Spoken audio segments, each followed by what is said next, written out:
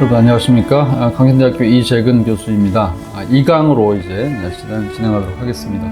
자, 지난주 강의에서는 우리가 처음 들어왔던 알렌과 언더우드 아펜젤러 선교사들이 1884년과 85년에 들어왔는데 한국에 처음 이제 서양과 처음 맺었던 조미수 통상조약의 결과로 들어왔다. 그래서 이제 한국에 들어왔던 선교사들이 이제 이분들을 통해서 저희 공식적으로 이제 한국에 기독교 개신교가 들어온 지 140년, 141주년이 되었다라는 그 얘기를 일단 살펴봤습니다.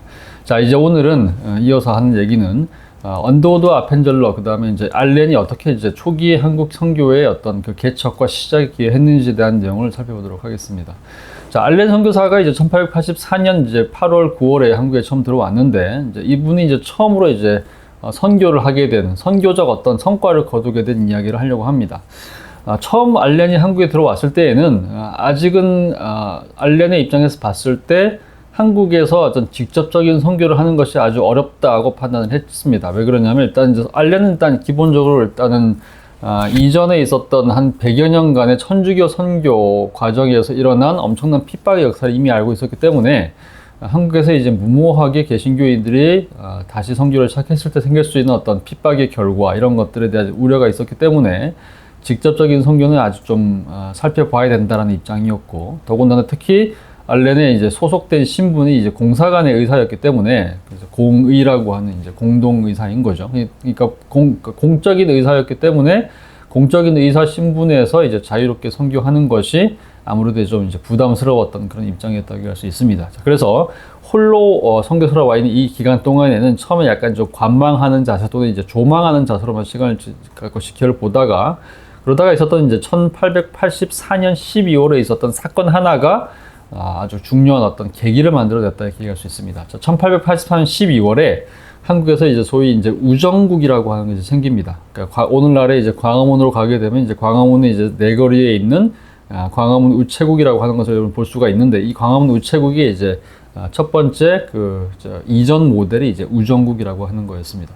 근데 이때 이제 우정국이 처음 이제 설립이 되면서 한국에서 이제 최초의 근대 우편제도가 시작되는 것이었기 때문에 당시에 이제 아주 많은 이제 관원들과 소위 귀족들과 특히 이제 왕실에 있는 인사들까지 참여해가지고 당시에 굉장히 많은 사람들 북적대던, 그리고 또 한국에 와 있던 서양 사람들이 다 모여가지고 그 당시에 그 축제로 이제 시간을 보내던 그런 시간이었다고 생각할 수 있습니다. 자, 그런데 이때 이제 민씨이죠. 그러니까 고종의 아내였던 명성왕후가 이제 그러니까 민비라고 불렸다는 것을 여러분 잘 알고 계실 겁니다. 근데 그 민비의 인척이자 당시에 가장 강력한 정치 실세 중에 하나였던 민영익이라고 하는 사람이 있었습니다. 그 민영익에 대한 일종의 이제 그 개화파, 그러니까 이분이 이제 아무래도 이제 수구파로 이제 불렸던 인물이었기 때문에 당시 개화파에 해당하는 사람들, 특히 이제 일본을 통해서 일본이 개화했던 것처럼 우리도 개화를 하게 되면 일본이 이제 메이지 유신에 성공해서 서양을 향해서 이제 점점 다가가고 소위 이제 세계적인 국가로 이제 성장하는 어떤 모델들을 본 사람들이 일본의 모델을 본받아서 개화하자라는 이제 의식을 갖고 있는 사람들이 있었죠. 그 사람들 중에 대표적인 사람들이 알려진 대로 이제 김옥균이나 또 이제 박영효, 또 윤치호의 아버지였던 이제 이런 분들이 있습니다. 자, 그런데 이 당시 이제 민영익이 소위 이제 개화파가 보낸 자객에 의해서 엄청나게 큰 자상을 입는 이제 그런 일이 이제 벌어집니다. 근데 이제 칼을 맞아가지고 이제 막 죽어가는 상황이다 보니까 이 당시에 굉장히 이제 중요한 인물이 칼을 맞아서 죽어가고 있으니까 이제 큰 축제에서 당시 이제 왕실의 어의를 비롯해서 수많은 사람들이 이제 찾아와서 어떻게든지 이제 이 민영익을 이제 치료하려고 막 노력을 합니다. 자, 근데 이제 문제가 있었죠. 이 당시 이제 아무래도 탁월한 어떤 뭐 의술을 가지고 있는 뭐 한이라고 하더라도 한국의 어떤 전통적인 의학의 경우에는 이제 외과 수술을 바로 하거나 또 이제 그렇게 이제 피를 어마어마하게 많이 흘린 사람들을 또 이렇게 치료할 수 있는 그런 기술이 없는 그런 상황이었다고 얘기할 수 있습니다. 자, 그때 이제 이 당시에 이 자리에 참여하고 있던 우리가 알고 있는 알렌이 이 사람을 이제 치료하는 일이 이제 생기게 되죠. 물론 이제 알렌도 아마 그 당시에 갖고 있던 뭐 탁월한 어떤 의료 어떤 이렇게 기구 이런 것들이 없는 상태였기 때문에 굉장히 이제 모험적인 또 실험적인 형태로 이제 당시 치료를 했겠지만 어쨌든 결과적으로 이제 아주 이제 중요한 결과가 나타났죠. 이제 이 민영익이 치료를 받고 그래서 이제 몸이 낫는 이제 그런 일이 이제 벌어진 거죠. 자, 그랬더니 이제 별로 이렇게 준비가 되지 않은 상태에서도 특별한 기구가 없이도 당시에 어이들, 한의학을 전공한 가장 탁월한 어이들마저 고치지 못하는 민영익을 치료한 것에 논란. 그때 이제 한국에 이제 수많은 이제 고위 관료들, 그 다음에 특히 이제 고종 같은 이제 인물들이 이제 놀라면서 한국에다가 이제 이 탁월한 서양 의료 시스템을 활용해서 한국에도 이제 그런 종류의 병원을 운영할 수 있도록 내가 도움을 주겠다라고 이제 얘기를 하게 됩니다. 자, 그래서 생긴 병원이 화면에 보이는 것처럼 광해원, 그러니까 널리 은혜를 베푼다라는 이제 의미의 광해원, 또 이제 제중원이라고 나중에 이름이 바뀌는 건데, 소위 이제 민중을 구제한다는 얘기가 되겠죠. 민중을 구제하는 제중원이 설립이 되면서 알렌 선교사에게 이제 의사의 특히 이제 원장직을 맡기면서 이것이 이제 소위 말하는 이제 유명한 이제 국립병원으로 이제 자리를 잡게 되는 거죠. 그래서 실제로 이제 이런 이유들 때문에 그래서 이제 사실상 우리가 한국에서 가장 오래된 두 개의 병원이 있는데 하나가 서울대학교 의과대학병원이 있을 것이고, 그 다음에 또 한 가지가 이제 세브란스 이제 병원이 있는데, 이 두 병원 모두가 다 한국에서 가장 먼저 세워진 서양 의료기관인 광해원 제중원이 자신들의 원조이다 이렇게 얘기를 합니다. 그러니까 이제 예를 들면 국립기관이라고 주장을 한다면 국립병원인 거니까 고종이 세우라고 지시를 한 거니까, 그런 면에서 본다면 이제 서울대학교 의과대학과 이제 그 병원이 연장선상에 있는 것이고, 근데 이제 선교사가 운영했던, 장로교 선교사였던 알렌이 운영했던 선교사라고 얘기한다면, 또 나중에 또 이제 이 병원이 해체가 되고 난 이후에 이제 세브란스가 또 개성하게 되기 때문에, 그래서 그렇게 본다면 장로교 병원 이렇게 얘기할 수도 있겠죠. 어쨌든 그렇게 해가지고 이제 처음 들어왔던 이제 알렌이 실제로 이제 가장 중요한 인물 하나를 치료를 하면서, 어쨌든 직접적으로 알렌은 복음을 전한 선교사는 아니었지만 알렌을 통해서 서양 사람들에 대한, 또 서양의 어떤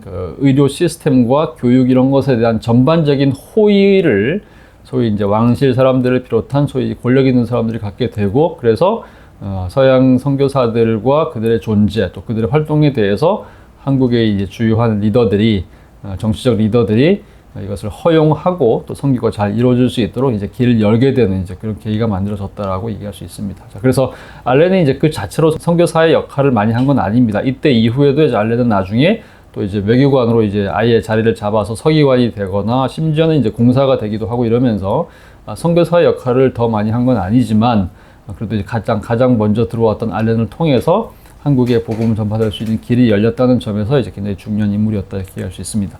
자, 그 다음에 이제 들어왔던 이제 인물들이 이제 중요합니다. 자, 가장 먼저 나오는 인물이 이제 우리가 알고 있는 유명한 이제 언더우드라고 하는 선교사죠. 장로교회 첫 번째 복음 전파 선교사라고 할 수 있겠고요. 자, 그 다음에 이제 두 번째 나오는 인물이 아펜젤러죠. 언더우드, 아펜젤러는 이제 둘 다 서로 이제 다른 교파 사람입니다. 한 사람은 미국 북장로교, 그 다음에 아펜젤러는 이제 미국 북감리교인데, 이 두 사람이 이제 서로 다른 교파에 소속되어 있는 선교사이긴 했지만 한국에 들어오는 과정 자체가 이제 아주 독특했죠. 그러니까 한국에서 이제 특히 이제 언더우드 같은 경우는 미국 뉴욕 출신이고, 그 다음에 펜젤러는 이제 미국 이제 뉴저지 출신인데, 이 두 사람이 이제 한국에 들어올 때 미국의 이제 동쪽 끝에 있는 지역에서 대륙 횡단을 하면서 같은 기차를 타고 오고, 그 다음에 샌프란시스코에서 하와이를 거쳐서 이제 부산과 제무호 통과해서 한국에 들어올 때 또 이제 같이 들어온 어떤 아주 오랜 기간 동안 이제 같은 길을 걸었기 때문에, 말하자면 이제 처음 아무것도 없는 소위 이제 전쟁터에 함께 들어가는 전우 같은 의식을 가지고 들어왔다고 얘기할 수 있습니다. 그런 점에서 서로 다른 교파였음에도 불구하고 아주 친밀한 관계를 거의 죽을 때까지 함께 유지했던 아주 독특한 경력을 가지고 있다 이렇게 얘기할 수 있습니다. 자, 이제 세 번째와 네 번째 인물에 대해서는 뭐 아주 자세하게 얘기하지는 않을 겁니다. 왜냐면 나중에 또 우리가 2강을 할 때 좀 자세하게 얘기할 거니까요. 그렇지만 이제 두 사람 간단하게만 얘기하겠습니다. 자, 두 사람은 공통적으로 스크랜턴이라는 이름을 갖고 있습니다. 앞에 나오는 분은 사진에서 보니까 부부같이 보이지는 않죠. 왜냐하면 한 사람은 나이가 좀 많은 것처럼 보이고 한 사람은 약간 좀 젊어 보이는 거니까. 그러니까 이 두 분은 이제 엄마와 아들 관계입니다. 자, 가장 오른쪽에 있는 분이 이제 스크랜턴 의사라는 분이고, 우리가 이제 북장로교의 대표적인 의사가 알렌이라면, 그 다음에 이제 북장로교의 대표적인 목사가 언더우드라고 한다면, 또 북감리교의 대표적인 목사가 아펜젤러라고 한다면, 이 시기에 함께 들어왔던 소위 이제 남감리교의 대표적인 의사가 스크랜턴입니다. 스크랜턴은 이제 1885년에 이제 거의 같은 시기에 한국에 들어왔던 선교사인데, 이 스크랜턴이 결혼을 해서 들어왔는데 스크랜턴의 이제 아내, 그 다음에 또 한 사람이 누가 또 들어왔냐면 스크랜턴의 어머니가 같이 들어옵니다. 그 어머니가 세 번째 보이는 이 인물, 스크랜턴 여사라고 할 수 있겠죠. 그래서 이 스크랜턴 여사가 이제 이 당시에 대부분의 선교사들이 다 20대였던 그 시기에 스크랜턴 여사만 50대였기 때문에 이제 이분이 특히 한국에 들어와서 한국의 여성 사역에 아주 중요한 어떤 역할을 하게 됩니다. 그래서 우리가 알고 있는 소위 이제 이화학당, 그다음에 이화학당과 연결되어 있는 보구여관이라고 하는 이제 여성 병원, 이 모든 것들을 이제 처음으로 설립을 하면서 한국에서 이제 가장 우선적으로 여성의 어떤 지위 향상, 인권 향상, 또 이제 기독교 신앙의 어떤 성장, 이런 것들을 견인하는 과정에서 가장 중요한 역할을 했던 인물이 바로 이 스크랜턴 여사를 얘기할 수 있겠습니다. 자, 뭐 자세한 얘기는 나중에 또 이어하도록 하겠습니다. 자, 그 다음 이제 한국에 들어왔던 주요 개신교 선교회가 이제 주로 이제 크게 6개 정도로 나뉩니다. 정확히 말하면 6개는 아니고 더 많이 들어오긴 했는데, 저희 이제 함께 연합해가지고 개신교 정체성, 복음주의라고 이제 당시 이름 붙였던 개신교 정체성을 가지고 함께 연합했던 선교회가 6개가 있습니다. 아까 얘기했던 것처럼 1884년에 가장 먼저 들어온 인물이 알렌이었기 때문에 가장 먼저 들어온 선교회는 북장로교 선교회가 되는 거겠죠. 국적은 미국입니다. 그 다음에 언더우드, 아펜젤러 같이 들어오는데, 언더우드는 북장로교 소속이었고, 그 다음에 아펜젤러는 북감리교 소속의 이제 목사, 그 다음에 이제 스크랜턴도 북감리교 소속의 의사였기 때문에 바로 그 다음에 들어왔던 이제 선교사들이 북감리교에 있습니다. 자, 그 다음에 세 번째로 이제 들어오는 선교사가 이제 호주의 선교사인데, 이것도 이제 이런 과정이 있습니다. 자, 아까 얘기했던 것처럼요, 1882년에 한국이 조약을 맺었던 첫 번째 서양 국가가 미국이라고 했었죠. 그래서 이제 미국과 맺었던 그 조약에 의해서 소위 이제 미국 사람들이 한국에 들어올 수 있게 된 거죠.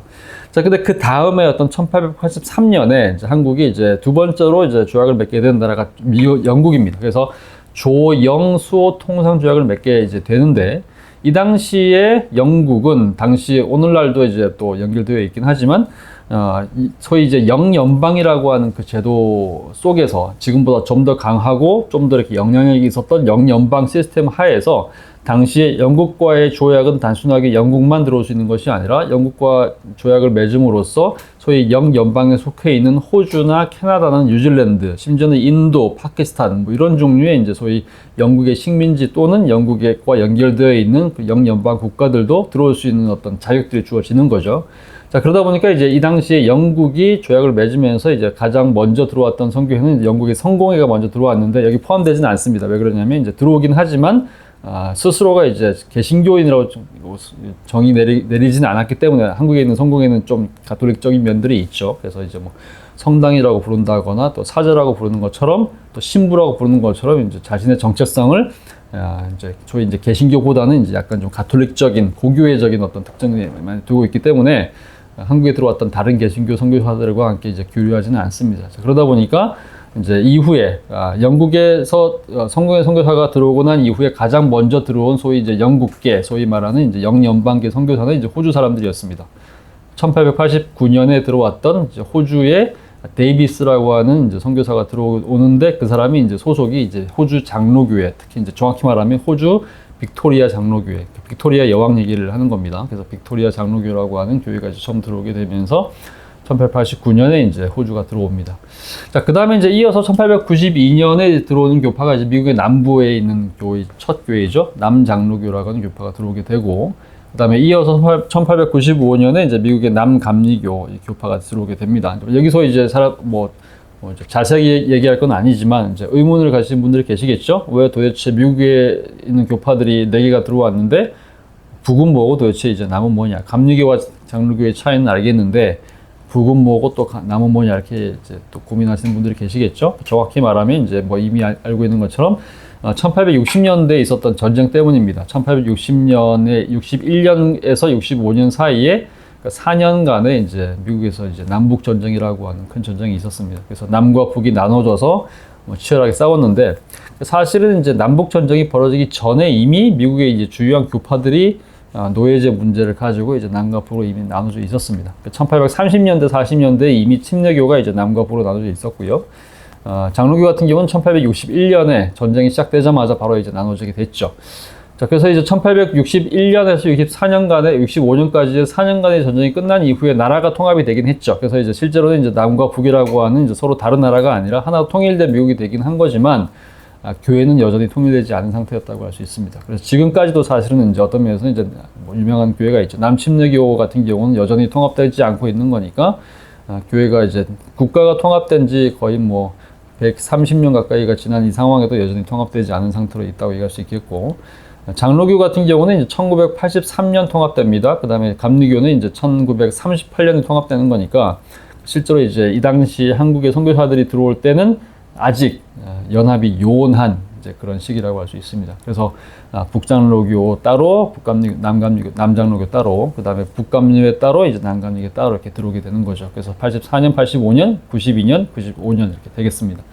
자, 그 다음에 이제 이어서 이제 마지막으로 들어오는 소위 이제 주요한 교파가 캐나다 장로교입니다. 자, 이 교회도 이미 얘기했던 것처럼 호주와 마찬가지로 소위 이제 영연방에 속해 있는 이제 나라였기 때문에, 자, 호주도 마찬가지로 캐나다 장로회도 호주와 같은 개념으로 이제 영국의 영향 하에서 조영 수호통상 조약의 결과로 들어오게 됐다 이렇게 얘기할 수 있습니다.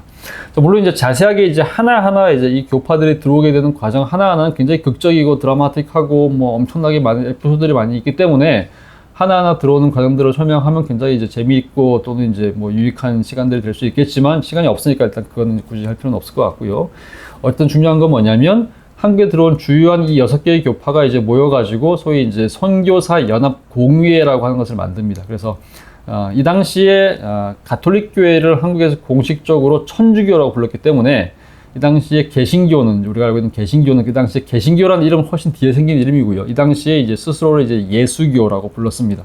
그 예수교라고 하는 이제 이 예수교, 개신교를 이제 지칭하는 표현으로 그 당시에 선교사들이 가장 선호했던 표현이 복음주의였기 때문에 그 당시에 이 6개의 교파가 연합해서 소위 이제 복음주의 선교사 공의회라고 하는 것을 결성을 합니다. 그래서 이 6개의 교파가 이제 한국에 들어와서 이제 활동을 하면서 일종의 이제 교파 연합과 협력이라고 하는 일종의 전략적 어떤 선택을 합니다.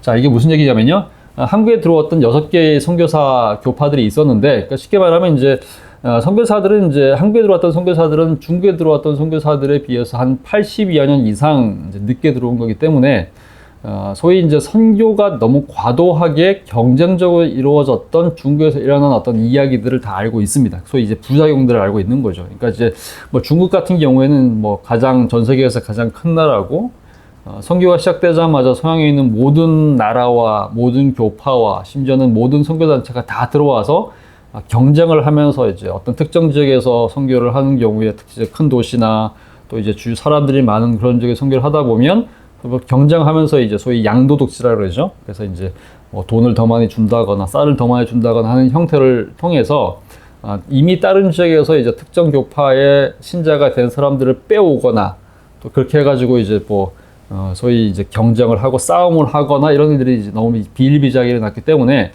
그런 종류의 어떤 경쟁 체제가 현지인들한테 아주 나쁜 인상을 줄 거라는 어떤 그런 생각 속에서 또 이제 그것도 기독교인의 어떤 정신과도 맞지 않기 때문에 처음 들어오자마자 싸우지 않기로 일단 합의를 보고 일종의 이제 협력 체계를 구축을 합니다.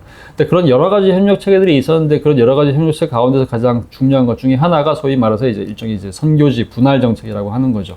그래서 6개 선교사 교파들이 모여가지고 회의를 하면서 각자 가장 중요한 지역 하나씩을 이제 분할해서 소위 이제 독점적으로 이제 그 지역에 선교하기로 일단 합의를 봅니다. 예를 들면 가장 먼저 들어왔던 북장로교랑 북감리교 같은 경우는 처음부터 이제 서울 중심으로 활동했기 때문에 서울은 말하자면 이제 이 두 선교사가 공유를 하는 공유 공간입니다. 이 공유를 한 다음에 나머지 지역을 이제 포괄하는 것, 경기도 남부는 이제 그래서 북장로교가 한다. 일단 선교회가 가장 큰 선교회였기 때문에 북장로교는 이제 뭐 가장 큰 선교지였던 이제 서울 비롯한 소위 이제 경기 남부를 포괄하고 그 다음에 이어서 이제 1890년부터 시작된 소위 이제 북방 선교죠. 마펫이라고 하는 마포 3년이라고 하는 선교사를 통해 가지고 시작된 북방 선교를 하게 되면서 이제 북쪽으로 올라가서 우리가 알고 있는 이제 평안도와 황해도를 일단 이제 선교를 하게 되고요. 그 다음에 이어서 경상북도까지 포괄해서 선교하는 가장 큰 선교회가 됐습니다. 감리교 같은 경우는 이제 북감리교 얘기하는 건데, 북감리교 같은 경우는 이제 경기 남부와 경기 북부를 또 포괄하고 서울도 일부 포함하고요. 그 다음에 이제 동쪽으로 이동하면서 이제 인천 포함해서 이제 강원도까지 다 포괄해서 선교하는 어떤 그런 이제 흐름들을 일단 만들어내게 되고, 그다음에 이제 남감리교는 이제 같은 감리교 두 개의 감리교가 합의를 통해서 남감리교는 이제 강원도 특히 이제 충청남도를 이렇게 선교하는 어떤 그런 흐름들을 만들어내게 되고, 그다음에 이제 후발주자로 왔던 한국에 있는 선교사들 중에서 이제 가장 남쪽 미국 남부에서 왔던 선교사들 같은 경우에는 그 당시에 남쪽에 있는, 그러니까 본인들이 미국 남쪽에서 왔기 때문에 어떤 면에서는 이제 미국의 남부의 기후와 가장 잘 어울리기도 하고, 또 이제 가장 곡창지대에 또 해당되는 소위 이제 전라북도와 남도, 정확히 말하면 호남 지역 얘기하는데 하기 때문에 정확히 말하면 이제 뭐 전라남도와 북도만은 아니고 이제 호남이라고 하면 이제 한국에서는 이제 호남이라는 이름 자체는 이제 소위 말해서 중국식임을 차용한 것이기 때문에 한국에는 그런 거대한 호수는 없죠. 호남쪽, 호수의 남쪽이라는 얘기니까. 그 호수의 남쪽에 해당하는 이제 호수를 소위 이제 금강으로 설정을 한 겁니다. 그래서 금강 이남 지역인 거니까 충청남도의 이제 공주, 서천 이런 지역까지 포괄하는 지역을 소위 이제 남정로교가 이제 차지를 하게 됩니다. 그 다음에 이제 호주 같은 경우는 이제 역시 남쪽에서 왔다는 특별한 이유도 있었고요. 그 다음에 호주 선교사의 어떤 원조이자 가장 선구자였던 데이비스라는 선교사가 서울에서 처음 와서 정착을 했다가 부산을 찾아가서 이제 소위 이제 호주에 필요한, 호주에게 가장 잘 맞는 선교지를 찾아서 이제 부산을 이동했다가 이제 서울로 귀가하는 길에 이제 사망한 어떤 소위 이제 순직의 어떤 그런 기록이 있었기 때문에, 그래서 그 이후에 또 이어서 새롭게 들어온 선교사들이 이제 경상남도를 이제 차지하고 선교를 하게 됩니다. 근데 뭐 다른 교파들이랑 달리 예를 들면 이제 남장로교가 전라 남북도를 다 관리하고 다른 교파들이 이제 북도를 다 통합해서 하는 것과는 달리 호주 장로교회가 경상북도가 아니라 남도만 차지하게 된 이유는 일단 이제 인력 자체가 너무 적었기 때문에, 그런 점에서 경상남북도가 아니라 경상남도만 차지해서 이제 우리가 알고 있는 이제 소위 경남 지역의 선교를 이제 포괄하게 되죠. 그다음에 캐나다 선교사들은 이제 가장 나중에 들어온 선교사들이기도 했고, 그래서 이제 실제로 이제 한국에 있는 여러 지역들 가운데서 가장 마지막까지 이제 비어 있던 지역이기도 했고, 또 한편으로는 또 캐나다 자체가 워낙 추운 지역이기 때문에 어떤 면은 그 추운 지역과 연결되어 있는, 기후가 가장 또 비슷한 지역이라고 할 수 있는 이제 함경도를 또 이제 관리하게 되면서, 그래서 이제 우리가 지도에서 보는 것처럼 자, 이런 식으로 일단 이제 협력 관계가 이루어지게 됩니다. 자, 오른쪽에 있는 지도랑 왼쪽에 있는 지도 약간 좀 다르게 보이기도 합니다. 근데 오른쪽에 있는 지도가 이제 실제로 선교사들이 만든 지도입니다. 그러니까 1930년대 이전에 선교사들이 이제 활용해서 실제로 이제 그어 놓은 그 당시에 만들어진 지도인데, 이 지도가 아주 명확하게 이제 표기되어 있지는 않기 때문에 근래에 새롭게 만들어진 지도를 제가 왼쪽에 하나 덧붙여진 겁니다. 이런 종류의 어떤 선교지 분할 그 협정은 처음에 이제 1889년부터 시작되어서 서너 차례에 걸쳐가지고 갱신되면서 최종적으로 이제 만들어진 지도가 1909년 왼쪽에 있는 지도라고 생각하시면 될 것 같습니다. 자, 이렇게 해서 어쨌든 간에 한국에서 선교가 이루어지게 되는데, 이게 선교가 이루어지는 과정에서 보면 이제 아까 얘기했던 것은 이제 선교사들 간의 일단 이제 일종의 이제 그 협의 같은 거라고 할 수 있겠고요. 한국에서 이루어진 선교의 또 중요한 특징 중에 하나는 이제 이런 겁니다. 소위 이제 교파 중심의 주류 선교라고 하는 어떤 개념 하나가 있고요. 또 그 다음에 그 교파 중심의 주류 선교이기 때문에 가질 수밖에 없는 특징이 있죠. 그게 전인적이고 총체적인 특징이라는 겁니다. 그래서 삼각형 또는 다각형 이렇게 얘기를 하는 건데, 자, 이게 무슨 얘기인지를 중국과의 어떤 그 비교를 통해서 좀 설명하도록 하겠습니다. 아까 이제 제가 얘기했던 얘기 중에 한국에서 왔던 선교사들이, 한국에 왔던 6개 교파의 선교사들이 처음부터 싸우지 않기로 했던 가장 중요한 이유 중에 하나는 뭐냐면, 중국에서 이미 과도하게 싸우는 사람들을 봤기 때문에 이제 그런 사람들과는 달리 한국에서는 이제 협력하고 하나가 되어서 싸우지 않는 교파를 만들자. 이제 이것이 가장 중요한 어떤 이제 일종 교훈이었다, 이렇게 얘기를 했던 거 기억하시죠?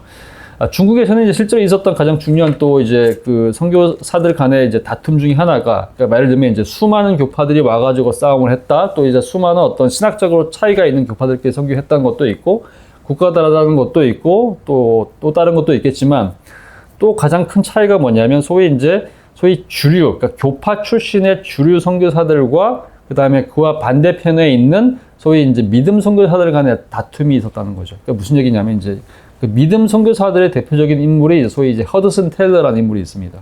그러니까 여러분들이 아마 들어보셨을 것 같아요. 허드슨 테일러는 이제 영국 사람인데, 소위 이제 조지 밀러라고 하는 이제 소위 믿음 선교를 하는 이제 고아원, 믿음으로 사는 유명한 인물이 있었죠. 이제 고아원 운영자의 이제 영향을 받은 인물이죠. 그래서 허드슨 테일러는 이제 조지 밀러의 영향을 받으면서 예를 들면 이제 선교를 돈으로 하지 않는 원칙, 그러니까 뭐 누구로부터 후원을 받는다거나 교파로부터 이제 큰 어떤 소위 이제 그 월급을 받으면서 일을 하고, 또는 이제 학교나 병원 같은 것들을 세워서 큰 재정이 드는 그런 일이 아니라 순수하게 복음만 전하는 일을 한다. 그리고 그것도 이제 믿음으로 한다. 그러니까 이제 후원을 받거나 또는 뭐 정기적인 월급 받는 것이 아니라 그때그때마다 하나님이 채워주시는 방식으로 선교한다. 뭐 이런 종류의 어떤 사고방식 속에서 선교했던 인물이기도 합니다. 그러다 보니까 그리고 더군다나 이제 그래서 이제 이 선교사가 중국으로 갔더니 이미 선교가 이제 이미 많이 이루어진 상태에서 중국에 갔더니 중국에서 이제 대부분의 교파 출신 선교사들이 해안 지방에 있는 큰 도시에만 머물러 있으면서 소위 이제 선교사들의 어떤 촌이라고 하죠. 미셔너리 컴파운드. 소위 이제 미국식 건물들, 미국식 어떤 그 외국인 촌, 영국식 이런 것들을 만들어 놓고 거기만 있으면서 교회와 병원과 학교를 세우면서 사실상 이제 거의 서양 사람처럼 똑같이 생활을 한다 이거죠. 그러니까 이런 종류의 선교가 이제 성경적인 선교가 아니라고 판단을 합니다. 그래서 이제 그 사람들은 이제 내륙으로 들어가서 이제 오지로 들어가서 선교를 했기 때문에 그 사람들의 선교회를 우리가 뭐라고 부르냐면 소위 중국 내지 선교회라고 부르는 거죠. 내지 안으로 들어가는 사람들과 이제 항구에 머물러 있는 사람들이 차이가 있는 겁니다. 근데 이 두 사람들은 서로 아주 격렬하게 싸웁니다. 예를 들면 이제 내지 선교사들은 당신들은 제대로 된 선교사가 아니다. 왜냐하면 중국 사람처럼 살지도 않고 중국 사람처럼 되지도 않고 중국 사람들이 먹는 음식을 먹지도 않고 중국어를 제대로 하지도 못하면서 무슨 선교를 하는 거냐 이렇게 이제 얘기를 하는 게 이제 하나의 한편의 어떤 비판이었고요.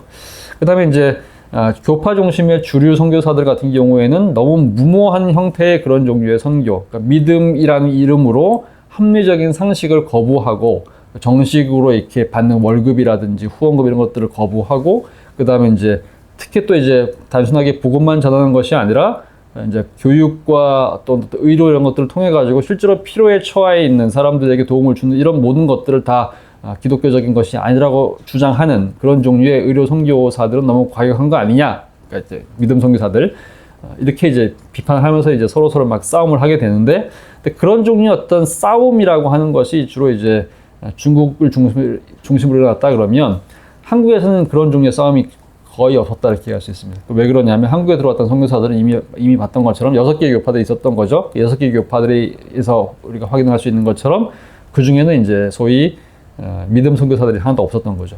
믿음 선교사들이 없고 전체적으로 봤을 때 전부 다 소위 이제 주류교파 출신 감리교와 또 장로교라고 하는 이미 미국에서 이제 영국에서 또 이제 이런 서양 세계에서 자리를 잡고 소위 이제 주류이자 세계 중산층 이상의 사람들로 채워진 그런 교파 출신 선교사들이었기 때문에 중국에서 일어났던 것처럼 그런 종류의 믿음 선교사들과의 싸움 이런 것들이 없었던 거라고 할 수 있습니다. 자, 그러다 보니까 교파 중심의 주류 선교사들이 갖고 있는 선교의 특징은 단순하게 복음만 전하는 것이 아니라 의료도 행하고 교육도 행하고 심지어는 이제 문서도 만들고 그다음에 또 이제 더 많은 것들을 하면서 단순하게 이제 복음을 전하는 것을 넘어서서 사회를 변화시키고 또 이제 여러 가지 어려움에 처해 있는 사람들에게 실제적인 생활의 필요까지도 이제 채워주는 형태의 선교를 했다.